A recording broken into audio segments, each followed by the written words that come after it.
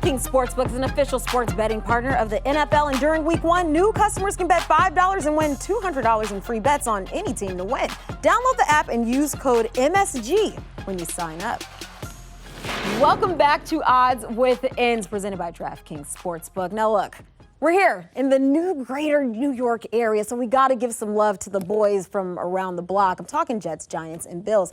Guys, we got a number of storylines. We have teams that are all going in opposite directions. We got a team that's a Super Bowl favorite. We've got a team that their quarterback is in a contract year. We've got a team where there's a lot of questions surrounding their signal caller. But guys, let's start off with the Giants, shall we? Sean, I'm going to kick it off to you. Yeah. What do you think is the biggest storyline for the Giants this year? Brian Daboll coming over from Buffalo, and he's trying to make something happen with this Giants offense that was absolutely dreadful last year. That's the biggest storyline for me whatsoever. I'm a Bears fan. You guys know that. I wanted Brian Daboll for the Bears. I think his offensive prowess, his mind is that good. I think the reason Josh Allen looks like he does and has had two insane seasons back-to-back coming off of how he looked as a rookie out of Wyoming is because of Brian Daboll. So I think that's the biggest storyline for the Giants. 24 total touchdowns the Giants scored last year. 24. That's worse than the league. The Cowboys were first. They had 64. 15.2 points per game. That's second worst in the league. The Jaguars are last. I'm looking to see if Brian Daboll has got that juice that it looks like he has coming from Buffalo to bring that offensive prowess to the Giants this year. And that falls right in line with my storyline. Can Saquon Barkley get back to his old ways? We all know Saquon Barkley took the league by storm his rookie year. First 2 years in the league, he rushed for 1,000 yards each year. Then he had the ACL injury last year, 593 yards rushing in 13 games. That's not good enough. It's a what have you done for me lately NFL league, and Saquon Barkley's in his contract year. Can he get back to his old form? His back is against the wall. He has to show and prove if he wants to extend his career with the Giants or any other team. You know, he'll have an opportunity to play, but can he get that big contract? And that's going to take a big year out of Saquon, and the Giants' offensive success relies on his back. That's funny. I think we're all kind of on the same page here because we're all kind of zeroing in on the Giants' offense, because mine is this a make-or-break year for Daniel Jones? Look, he's entering into this contract year. It's year 4. He's coming off of injury. It's been a little bit of a middling offense. So what is it going to take for him to take those next steps? And I think also with all of the points that we just made, it kind of all feeds along the same lines. And really quick on Daniel Jones, you got to remember that Daboll didn't pick Daniel Jones. Right. That's right. Coaches want the guy that they pick and they groom and that type of thing. So Daniel Jones is on a short leash. On top of not playing very well, he's not Daboll's guy. They didn't pick up his fifth-year option. Exactly. They're telling you right now. Yeah. Like, hey, you got to play ball right now. What have you done for me lately? Yes. There we go. All right, let's talk about the Jets a little bit. I mean, there's a number of storylines we can go with this one, but Erik, I'm going to let you kick this one off.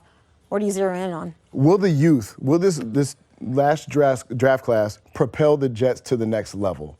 Sauce Gardner, Garrett Wilson, Jermaine Johnson, Breece Hall, these 4 players, along with the other picks that they drafted, are cornerstones for the success of the Jets. Can they come in and make the impact plays, or are they going to play like rookies? I believe from what I've seen in training camp that they're going to propel their game. This defense is aggressive. It favors the youth. And I look back to the 2000 draft with Chad Pennington, John Abraham, Sean Ellis, Anthony Beck, Lavernius Coles. That was the foundation for years of success for the Jets. When I joined the Jets in 2004, the standard was high. This team was prepared for the playoffs. They were ready to make a run, and it was all in the backs of that 2000 draft class. I believe this 2022 draft class is going to have the similar effect with the Jets. It's all positive outlooking right now for the Jets. I think they have a young second-year quarterback, Sauce and those guys that you already named them all for the young core that's coming up. When you're in a rebuild, at least I'll speak from a fan's point of view. I want to put the young guys on the field and let me find out who can play. That's the biggest thing. So if we're loading up on some of the best guys. Breece Hall's one of the best running backs in college football last year, no question. So if we got some high-level talent guys that we can put on the field and see how they produce against the dogs of the NFL on a week-to-week basis, that's how we improve the franchise long-term. Figure out who can play. These guys can't hang. Get them out. Replace them with someone else. That's how you propel the Jets and the franchise forward during a rebuild. Yeah, and that's the great thing about young players. They don't know any better. They don't know they're going into this game that they shouldn't win. They're just going to go out there, play hard. They're playing ball. They love it. You see Robert Saleh's energy level. Yep. That's infectious. This team has a set a high standard. These young players are going to fall right into place and have a lot of success. And they're cheap. Rookies are That's true. cheap. That's true. They don't kill your cap. Yeah. So that's when you find out, oh man, we actually do have a young core that can play. Yep. Let me go spend some money on a free agent that can really push Yeah. us over the top. Yep. Okay, and then mine, we're all kind of along the same lines. It's Zach Wilson. You know, what are his expectations in year 2? And I had to take down some numbers. He ranked last in passer rating last year and also completion percentage. Look, we're talking about all these new pieces, all of this youth, all of the talent.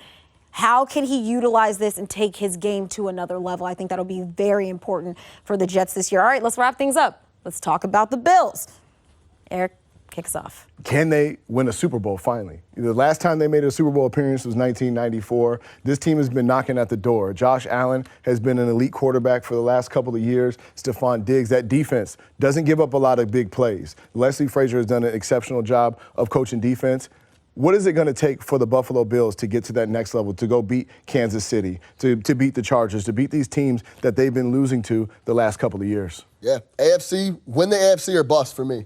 I don't know if it has to be a Super Bowl title, but they need to get to the Super Bowl. Yes. They're running into the Chiefs. We saw what happened last year. That might be one of the best football games ever played. The Chiefs lost in the playoffs there, 13 seconds left. We know the whole story. But I need them to be dominant all year. They're locked on defense, led by Jordan Poyer. He's got a new deal. Mm-hmm. We know what Josh Allen can do on offense. No hiccups. No 9-6 losses to the Jaguars during the regular season. Mm-hmm. None of that. I understand the Ice Bowl and what happened with the Patriots. That's a tough game. The elements kind of changed the whole dynamic of that game. But we're not ever scoring 6 points against the Jaguars. Dominant all year, and when you get to the playoffs, you bring in that same swagger, that same confidence that you've had all year. And that's how you go down and also one more thing. Win those regular season games and be dominant so you can play the playoff games at home. You don't have to go to Arrowhead. Big time home. You don't have to deal with that. You Yeah. can play in Buffalo, and that's how you get to the Super Bowl. That's a good point. And also how you get to the Super Bowl, for me, my storyline, can this defense repeat what we saw last year? Look, they were number 1 in points allowed and yards, fewest first downs allowed, third most takeaways, but ironically, just 1 defensive touchdown last year. Think about the pieces that they added. I've talked about Von Miller with you guys. Yep. What does he bring? He has that veteran leadership, that Super Bowl experience. I think that'll be very important for this defense, especially when we're talking about getting back and not having those games against the Jaguars and so on and so forth. But I think next, as we're talking about the Bills, we want to talk about, are they contenders or are they pretenders? We're going to look at the entire postseason picture from last year, and we'll debate about it. See you in a sec.